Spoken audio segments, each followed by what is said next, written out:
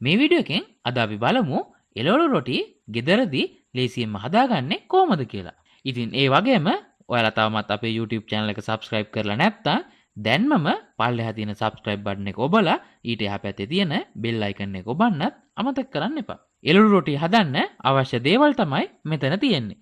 මේවා පහළ description එකේ දාලා තියෙනවා. ඔයාලට එතනින් බලා ගන්නත් පුළුවන්. මුලින්ම පාන් පිටි ග්‍රෑම් 250ක් අරගෙන එයට රස අණුව ලුණු එකතු කරගන්න. ඊළඟට පොල් තෙල් තේ හැඳි දෙකක් පමණ එකතු කරලා හොඳින් කලවම් කරගන්න.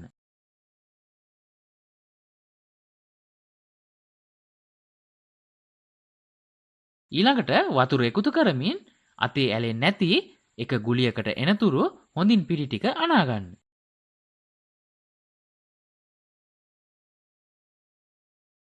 දැන් මේ අනාගත්ත පිටි ලන්ච් පේපර් එකකින් වහලා පැය භාගයක් තියන්න. දැන් අපි මේ එළවලු රොටි වල මැදට දාන්න පිරවුම හදාගමු.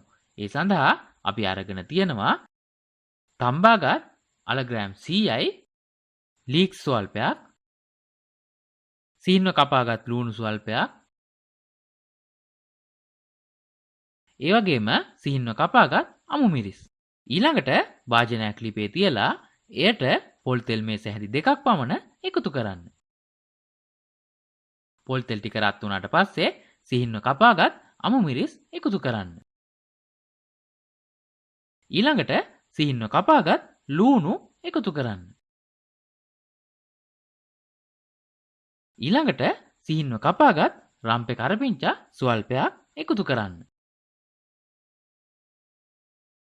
ඊළඟට රස අණුව ලුණු එකතු කරගන්න. ඊළඟට සිහින්ව කපාගත් ලීක්ස් එකතු කරන්න.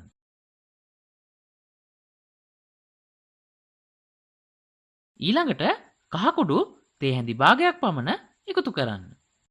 ඊළඟට ඔයාලට අවශ්‍ය ප්‍රමාණයට සැර අණුව ගම්මිරිස් කුඩු එකතු කරගන්න. එකතු කරලා හොඳින් කලවම් කරලා තම්බාගත් අල හොඳින් පොඩි කරලා මෙයට එකතු කරන්න.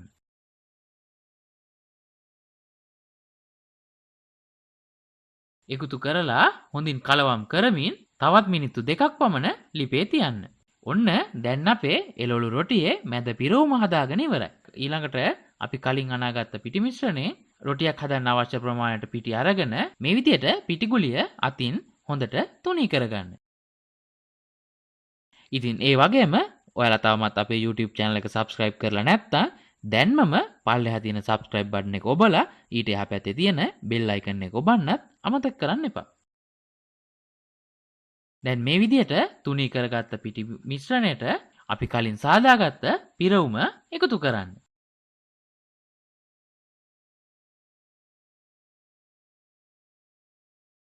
එකතු කරලා මිශ්‍රණය එළියට එන්නේ නැති වෙන්න මේ විදිහට රොටි නවා ගන්න.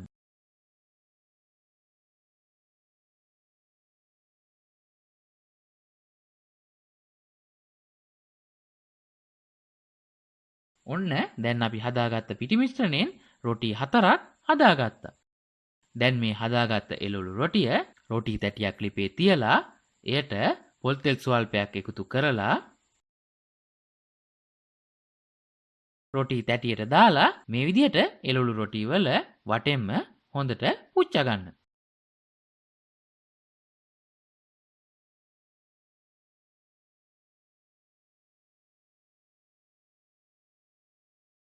ඉතින් ඒ වගේම වීඩියෝ එක පිළිබඳව ඔයාලගේ අදහස් පහලින් කමෙන්ට් එකක් දාන්න.